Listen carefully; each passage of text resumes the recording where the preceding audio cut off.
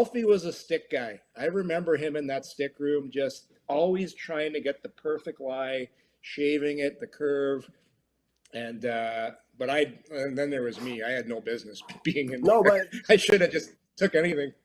no, but then came the period when he was working on his shot. You know, like standing there and all you think that all the players do that, but he was actually thinking where he was shooting and how he should shoot. And then he started with this 1-against-1 game after the practice when he was working on his.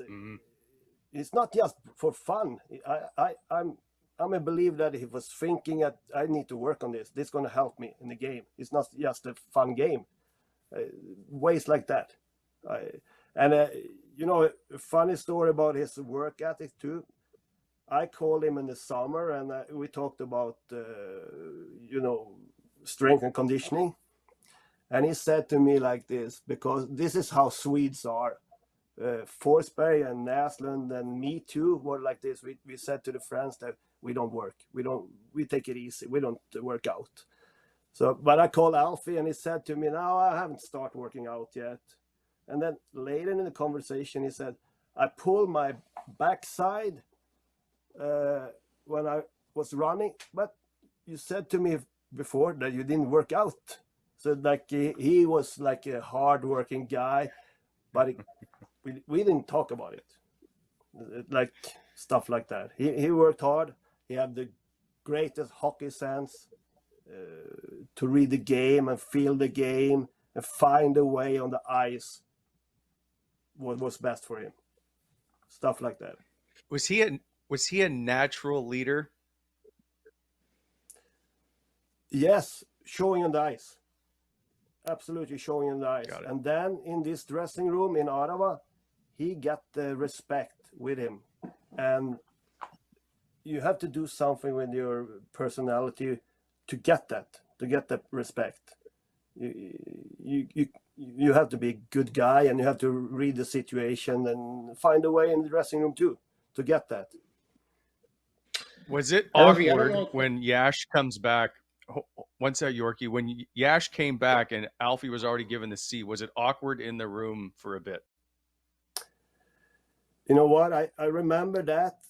I can't remember the feeling. Yorkie maybe does, but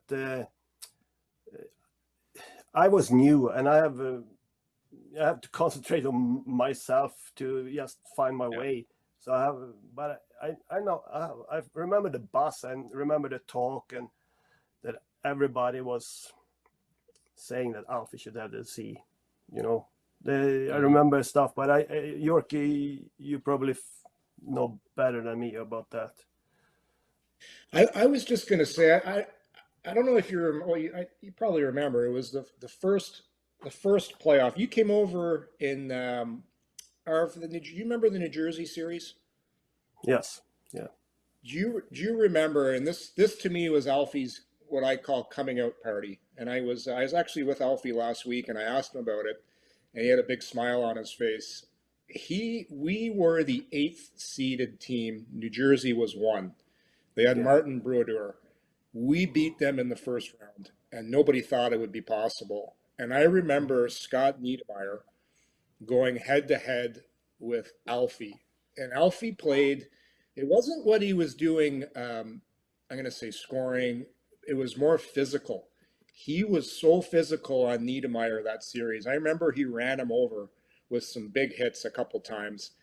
And it kind of lifted up our whole team. We're like, wow. This guy is the leader of the team, and he's doing it, like you said, by what he's doing it on the ice. And the job he did on Niedermayer that series, I'm like, okay, we all kind of knew who the captain of the team was after that series. And to me, that's when Alfie had his, I know he was the rookie of the year and all that, but that series in the playoffs, to me, it's what you do in the playoffs. And that was an Alfie that elevated his game. And then after that, he was, in my mind, he was the captain.